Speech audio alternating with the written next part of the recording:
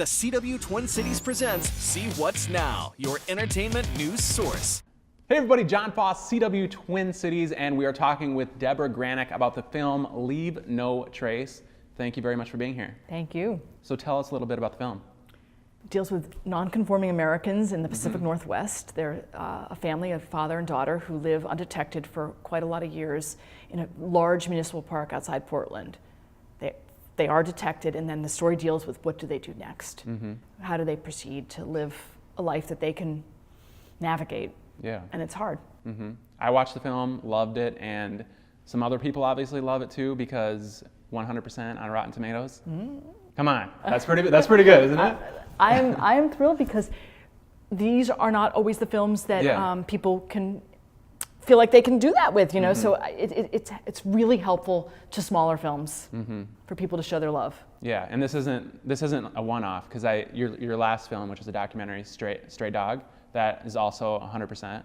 Oh, that I did not know. Yeah, so that's great. And then I looked at your other films too. A lot of them were in the 90%. Winter's Bone, I believe, was 95 or 96%. So wow, you're doing something right. Well, that makes me thrilled, and that makes me want to keep being in service to storytelling. And if I'm pleasing people, that is very fulfilling because the stories I like to tell are stories that I would like people to want to respond to and interact with. Yeah, and you're from New York City, but you're here in the Twin Cities right now. What brings you to the Twin Cities? This festival, this magnificent, replete, bodacious film festival that you guys put on here. Yeah, so the Minneapolis St. Paul International Film Festival your film is playing there. You're doing a Q&A. Why did you choose this festival? I'm sure you had a lot of other opportunities. Why this festival? You go to the heart, right? The heart, you know, as a coastal person, it always means a lot to me to come inland and to have a chance to exchange notes with people here. When festivals are done so beautifully, who can resist the invitation? It's just really a wonderful opportunity to get out of my own zip code. And Lord knows everyone has to do that. And we don't live in a big country for no reason. We live in a big country so we can go to different regions, and so I'm thrilled to be here. And this film is based on the novel My Abandonment. Correct. What was it about that novel? Peter Rock was the author. When you read that, were you thinking to yourself, I have to make this into a film, or what was it about that book that it caught me? It got me by they're living in a way that I can't imagine. I don't know how they have that skill set. The book gave great details about meticulous details about how they actually did day to day. That interested me. It interested me what they were thinking, how they would do things. I loved even thinking about Gray Man. What does it mean to be undetected? What does it mean to live next? You're not living in some super rarefied way. It's pretty humble. Yeah. But you're right next to ordinary life, and you're living it differently. So all those questions, both philosophical and just sort of nitty-gritty, interested me. She was compelling to me. The father interests me. The lives of veterans interest me very greatly, especially after the war, meaning in these ordinary so-called years where we choose to forget. For us, it's like, no, done. That was the experience after Vietnam, after the Sand Wars. That's not true for the people that participated in them. So I'm interested in hearing how that works out, meaning how they proceed. And one thing I thought was really interesting about the book is it's actually based on some real lives. Yes. Frank and Ruth, I believe, are the name, a father and daughter who were actually living in Forest Park in Portland, Oregon. Yes. So I guess how much of their story has made it into the book and the film, and also do we know where they are today? So it's super important for this film to clarify that the film is a work of fiction. That was a real incident in Portland. They are real people. They had real lives. I don't know anything more than that article said to the public. And I think the reason why Peter Rock was attracted to their story was because he is an author that's interested in the lives of non-conforming people. And therefore, this was enough of a seed for him to then wonder about them, to care about them. I think another thing, I'm an inheritor of that, you know. Yeah, I think another thing that makes this film so interesting today in today's society is with all the news coming out about just how much we are tracked, our data, based on like all the social media websites that we're a part of, and now with Amazon devices and stuff in your home that listen to your voices, even your phones, pick up your voice, and everything is tracked. Yes. And these guys are living off the grid. I think living off the grid is something that is a little, most people probably aren't going to do, but maybe it's in some way, shape, or form they've thought of trying to cut back on ways that their every move is tracked. I am so intrigued in everything you just said, and I feel like that for me, he is kind of a cultural hero. He is asking, how do we think our own thoughts in this time? Exactly what you're posing. He's offered, a very caring social worker offers him a cell phone, just to see if they can normalize their situation. He gently refuses. He declines the cell phone. What does it mean to decline a cell phone in 2018? Yeah. It's an interesting prospect. Just that alone. Yeah. So given the ubiquity of this digital umbrella that we all, like a huge parachute that's kind of scooped us all, what would happen if you live right outside that parachute? Or that encompassing? And can you even do it? And can you even do it? Because when they were found, society didn't really give that option to them. They tried to bring them in. Exactly. So I love the questions that the novel poses and that the story poses in that sense. It's a lot of food for thought. Yeah, and Ben Foster plays the father, Will. Yes, does a great job. And we're kind of there's hints that he has PTSD, probably from war. Do we know what happened to him in his past? You never really learn in the film. I think what the film actually deals with, this idea of PTS, post-traumatic growth. That he found a way to cope. He found a skill set. He honed his skill set. He's a reader. He's a thinker. And he wants to pass this legacy to his daughter. So to me, I don't know about his past. I know that he's coping with something. I know there's something I know he has night terrors. Empirically, we know that because he wakes up with a lurch.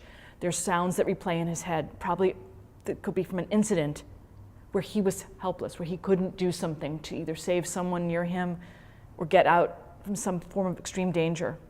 So I'm always interested in how people do post-traumatic growth. How do they work with something that's been very profoundly lodged inside their brain and then proceed to live with it, understand it, and navigate from there. Yeah. And Thomasin McKenzie, who plays Tom in the film, yes. She is not a widely known actress, but Correct. You have some history on finding young talent and making them into big stars. Jennifer Lawrence, of course. What was it about her, Thomasin McKenzie, that you thought this actress is great for this role? Because she did do a great job. When speaking, I didn't get a chance to meet Tom in person. We had She lives in New Zealand, so she's a Kiwi, and we did it by Skype. Okay, wow. And technology. Yeah, and I felt that she had read the novel very deeply, responded to its circumstances and who this girl was. And I always look for someone who's going to collaborate profoundly. Who's someone who's going to. She started keeping a journal for the character. She educated herself about a whole lot of things that people forage and that are edible. She just took a lot upon herself, as did Jennifer Lawrence for the role that she did in Winter's Bone. So it's not that I make someone. It's I try to provide circumstances that the role can be really rich.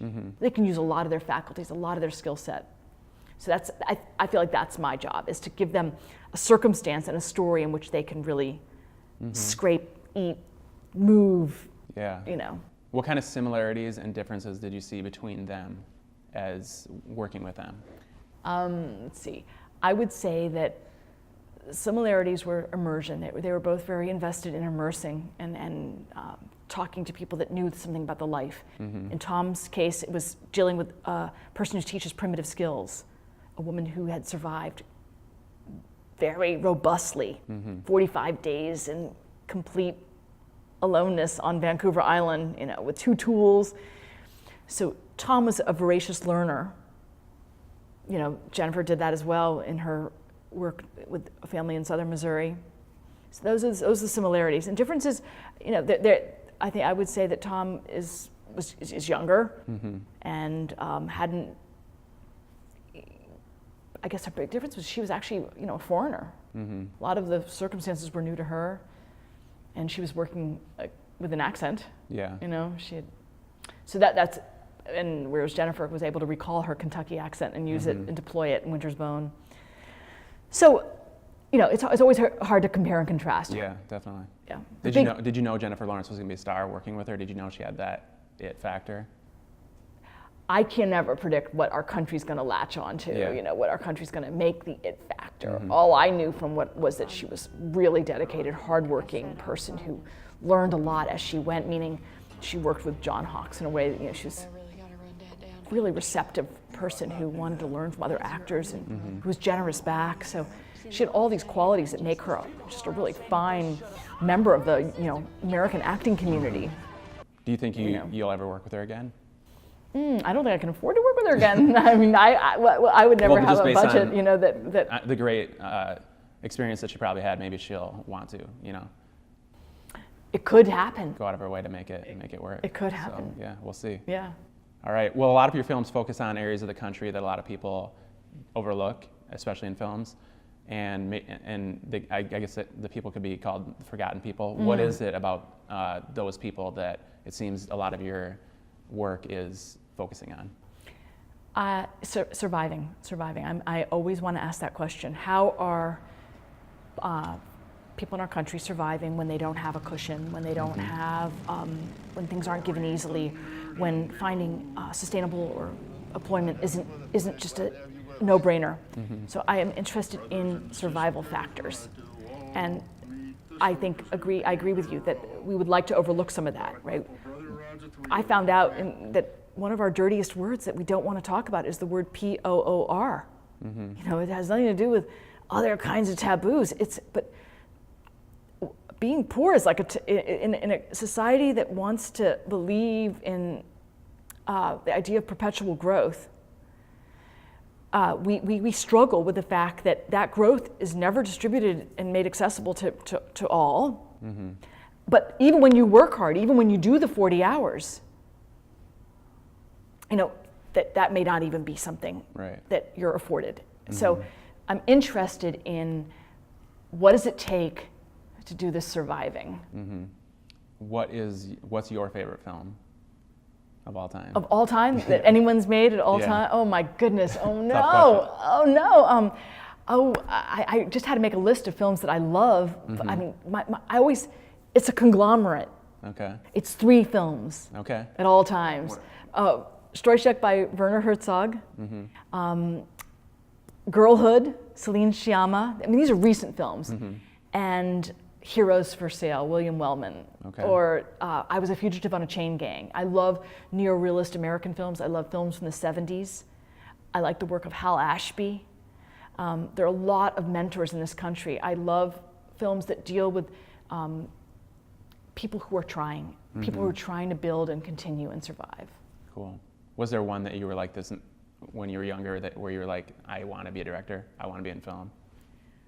Oh gosh, I mean, TV show or anything. Again, there were a lot. A lot of things. There were a lot. I loved the film Sounder. Okay. I mean, that's way before your time, but there were a lot of films that hit me very hard in my childhood. I didn't know that I wanted to be a filmmaker, but I saw for real the impact of storytelling. That I would remember someone's life for years, and think about them, care about them, and their fictional character. And Leave No Trace is your first narrative film since Winter's Bone. Yes. You did a documentary in between, which we talked about, Stray Dog. Again, 100% on Rotten Tomatoes, nice work. What's your next endeavor? Do you know what it is, or are you just gonna see what happens with this film and then? Oh no, I'm deep in. Oh, You can't. There's no rest for the weary on that one. You can't necessarily wait like that. But so I'm finishing a documentary that deals with life after incarceration. Again, sort of another big swath of American citizenry been incarcerated, and we do that as a practice, and it's crazy. Our statistics are crazy. We are alone in the world with this this level of incarceration of people. Challenging because it takes two parts, right? The person who's been incarcerated has to work so hard, so vigilantly, with such torque to come back in, but we have to receive them. So it's a super suspenseful dynamic, very tension laden. So I'm trying to figure that out. And then a narrative feature that takes place in New Jersey. Cool. A family surviving. Mm-hmm. Well, you've done films, documentaries, narrative. Is there anything that you want to do later in your career that you haven't done that you kind of want to try out? Yeah, I'd love to bust into some television, some episodic that, Cool. you know, and I have two close colleagues that have written such exquisite pieces, really interesting, episodic, dealing with, you know, very rich parts of American culture. Cool. So hopefully they'll see the light of day. All right. Or Well, the light of diodes, whatever. I've seen one of your films. I'm a fan, so I'll have to check out the rest of your work. Oh, well, thank Debra, you. thanks for being with us. Thank you so Appreciate it. much. Thank you. And Twin Cities, make sure you check out Leave No Trace. Opens in theaters June 29th.